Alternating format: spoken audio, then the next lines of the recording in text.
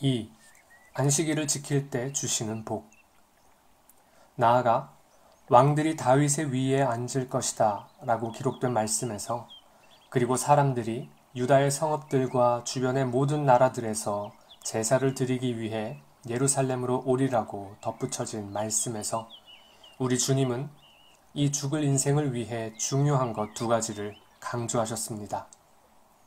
그것은 우리가 우리의 의지에 따라 위정자를 갖게 되었다는 것과, 다음으로 우리에게 교회 질서가 있어 만사에 그에게 복종할 준비가 되어 있다는 것입니다. 이것은 우리가 바라야 할 두 가지 주된 축복이며, 선지자도 여기에 그것을 언급했습니다. 첫째, 선한 위정자를 주심. 그가 왕들이 다윗의 위에 앉으리라고 말하는 데는 이유가 있습니다. 왜냐하면 그것은 우리가 아는 대로 하나님께서 인정하신 나라이기 때문입니다.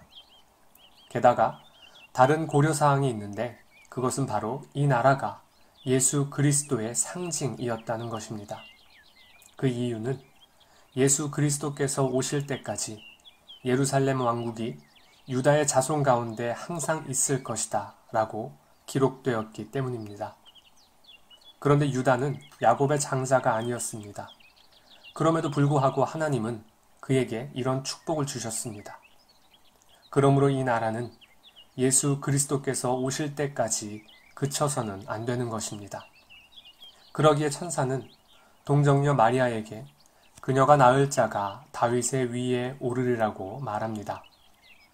그러므로 선지자는 왕들이 예루살렘의 문들로 들어와 다윗의 위에 앉으리라고 말하는 것을 봅니다. 이는 마치 그가 다음과 같이 말한 셈입니다. 만일 너희가 안식일을 지키며 그것을 거룩하게 하면 우리 주님께서 너희에게 유다 집의 왕들을 계속 있게 하시리라고 하신 약속을 확고히 하실 것이며, 너희의 권세를 찬탈하러 오는 폭군들이 없을 것이고, 오히려 하나님이 택하신 왕들이 있어서 너희를 다스리고 원수들로부터 너희를 지키고 보호하며 모두에 대해 방패가 되리라. 이 구절을 이해하기 위해 주의해야 할 것이 두 가지 있습니다.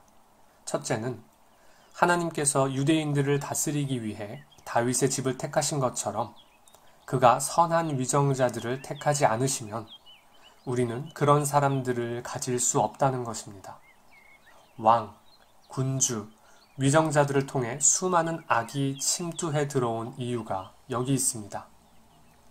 하나님이 그들을 택하지 않았기 때문입니다. 그러므로 우리 주님이 그들을 위정자로 받아들이지 않았기에 그들이 이 신분에 이른 것이 주님께로 말미암은 것이 아님을 깨닫도록 사람들을 잔인하게 대합니다. 둘째는 하나님께서 우리에게 선한 위정자를 주실 때 이것이 작은 은혜가 아니라는 것입니다. 백성에게 자주 이런 위정자가 없는 이유는 무엇입니까? 그것은 그들에게 합당하지 않기 때문입니다. 우리는 우리를 괴롭히기를 좋아하고 온전히 파멸시키기만을 구하는 독재자들을 가지는 게 마땅합니다. 만일 우리가 하나님께서 우리에게 명하신 안식을 지키는 의무를 행한다면 그는 우리에게 선한 군주들과 선한 위정자들을 주실 것입니다. 그런데 우리가 너무도 사악하기 때문에 하나님은 우리의 사악함을 보시고 자신의 직무를 잔인하게 남용하는 위정자들을 우리에게 허용하십니다. 어째서 그렇습니까? 우리가 그의 은혜를 남용할 때 우리를 유지해야 할 자들에 의해 처벌되는 것이 하나님의 정당한 보복이기 때문입니다. 왜냐고요? 만일 그가 오늘 우리에게 축복을 베푸셨다면 내일 다른 축복을 베풀 준비가 될 것이지만, 만일 우리가 이처럼 그 축복을 남용한다면 그때 그는 마땅히 그의 손을 거두실 것이기 때문입니다. 그러므로 우리는 더욱더 부지런히 그의 은혜를 깨닫고 그의 뜻을 따라 다스림 받아야 할 것입니다. 우리가 그런 복을 누릴 때 이것이 하나님께서 우리에게 주시는 헤아릴 수 없는 보화임을 배웁시다.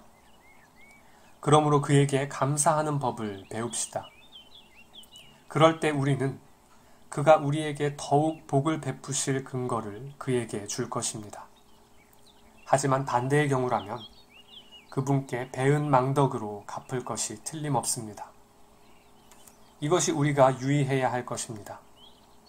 실제로 설령 하나님이 우리가 바라는 것을 모두 들어주신다 하더라도 그가 우리에게 건강 이외에 토지, 부, 보화, 그리고 모든 축복을 가득 주신다 하더라도 만일 통치가 제대로 이루어지지 않고 각자가 폭력으로 가질 수 있는 것을 갈취하고 또 그런 죄가 전혀 처벌되지 않는다면 도대체 어떤 꼴이 되겠습니까? 아마도 우리는 단숨에 죽어버리는 게 더 나을 것입니다. 그러므로 만일 우리를 선한 질서로 유지시키기 위한 선한 위정자들이 없다면 우리가 가질 수 있는 축복이 우리에게 아무런 유익을 주지 못하리라는 것에 주의합시다. 이 점에서 우리는 선지자가 우리 주님께서 이 백성에게 유다 자손의 왕들을 주시면서 축복을 내리시리라고 말하는 데는 분명한 이유가 있음을 봅니다. 이것은 유다가 자기 원하는 대로 자신의 직무를 사용한다는 것을 의미하는 것이 아니라 높은 지위에 있는 자들이 정의를 집행하고 만사를 선한 질서로 지킬 목적으로 하나님에게서 부름받았음을 알게 하기 위함입니다. 이것이 고위 권세가 세워진 이유입니다. 그리고 왕이나 군주가 아닌 자들은 하나님이 왕과 군주들을 그렇게 부르셨음을 알아야 합니다.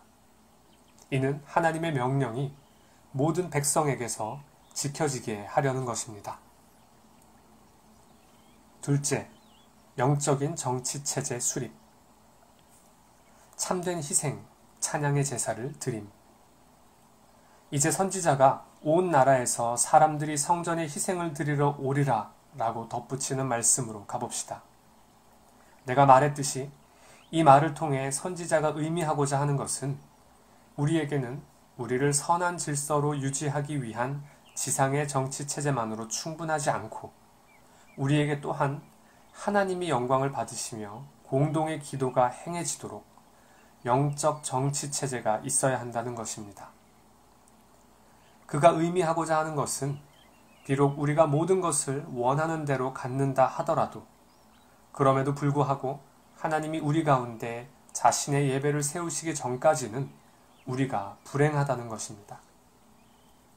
사실 우리는 바울이 디모데전서 2장에서 위정자들을 위해 기도하되 우리가 그들에 의해 유지되도록 할 뿐만 아니라 우리가 모든 거룩함과 예절 가운데서 평온하고 조용한 삶을 영위하도록 하기 위해 그렇게 하라고 권면하는 것을 봅니다. 여기에 우리가 위정자들을 통해서 가져야 할 것이 두 가지 있습니다.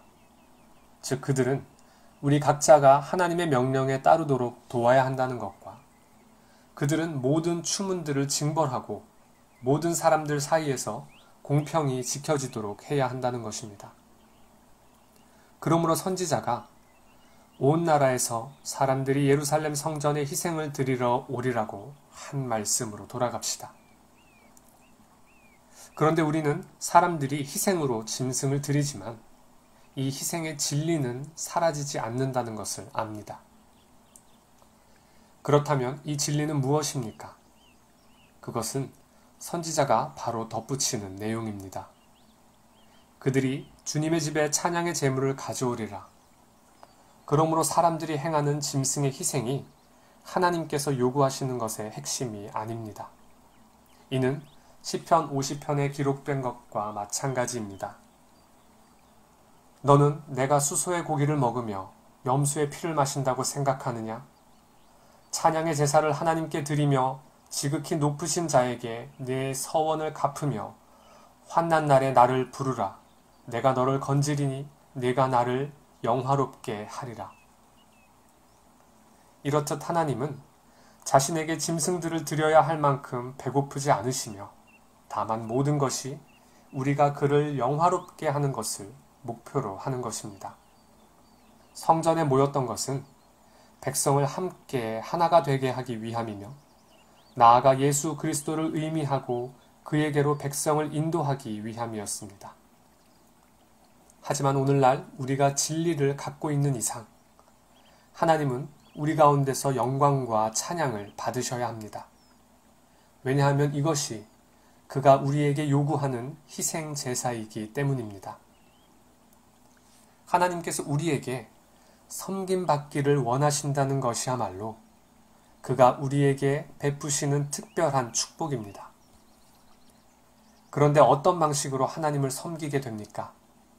그것은 우리가 성례를 사용할 때 그렇게 될 것인데 이는 기도와 나머지 것, 즉 우리에게 하나님이 온 세상으로부터 찬양을 받으시는 것만을 애쓰는 그리스도인의 삶이 뒤따를 것이기 때문입니다.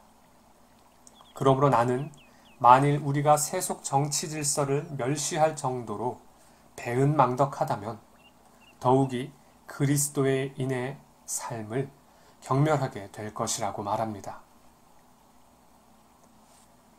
우리가 그와 하나가 됨을 보이기 위해 신앙 고백을 갖는 노력을 어떻게 해야 합니까? 우리가 공동 기도를 하라는 교회의 이 명령을 얼마나 존중해야 합니까? 이 모든 것이 폐기되기를 원하는 자들이 있습니다. 설교에 대해 그 모든 것이 없어지기를 원하는 자들이 있습니다. 다음으로 성례 문제에 있어서 세례를 시행할 때 어떤 이들은 왔다 갔다 하며 또 어떤 이들은 사람들을 영화롭게 하기 위해 문에서 기다립니다. 이로 인해 하나님은 영광을 받지 못하십니다.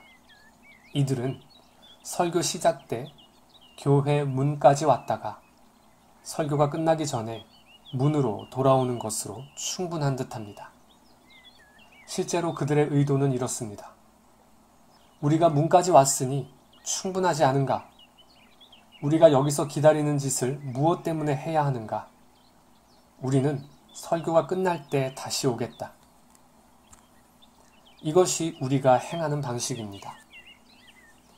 그런데 우리처럼 복음을 영접한 자들에게 어떤 일이 생겨났으며 그들이 이 은혜를 어떤 식으로 평가했는지를 살펴봅시다. 이것은 그들에게 아무래도 좋은 것이었습니다. 그들이 매매를 하고 사방에서 긁어 모으는 데에만 관심이 있는 한 말입니다. 우리는 하나님이 그들에게서 그의 은혜를 빼앗으시고 그들이 사탄에게 굴종하는 대로 돌아가도록 허용하셨음을 봅니다. 만일 하나님이 여기에 동일한 시험을 하신다면 분명 그는 그 이상의 불경건을 발견하실 것입니다. 그러므로 하나님이 우리에게서 이런 축복을 빼앗으실 위험이 있는데 우리는 이것이 하나님께서 소중히 여기시는 복임을 보면서 이것을 빼앗기는 것을 마땅히 두려워해야 합니다. 우리가 보듯이 선지자는 우리가 하나님에게서 가질 수 있는 가장 큰 축복을 선포하기를 원하면서 이 두 가지를 말합니다. 이는 우리가 그 축복을 빼앗길 때 우리 교만을 알도록 하기 위함입니다. 이것은 우리 조상 아담에게 일어난 것과 같은 것으로 그는 하나님의 은혜를 빼앗기고 난 후 아 슬프다 라고 외치면서 그 은혜를 묵상할 시간을 가졌던 것입니다. 그러므로 우리도 그렇게 될 것이 틀림없습니다. 즉 우리가 그의 은혜를 빼앗기고 터키인과 적 그리스도의 수중에 떨어질 때 슬프다 라고 외칠 틈이 생긴다는 것입니다. 하지만 우리의 온갖 외침이 우리에게 아무런 유익이 되지 못할 것입니다.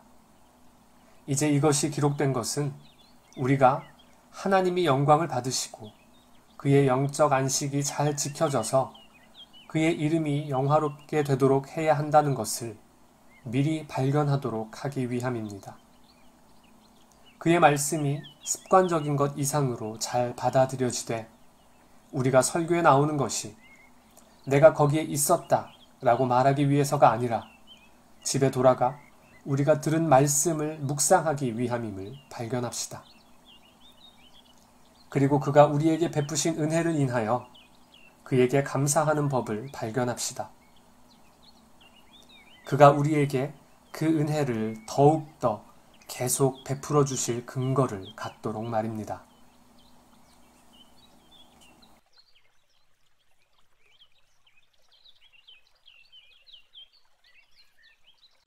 내가 주를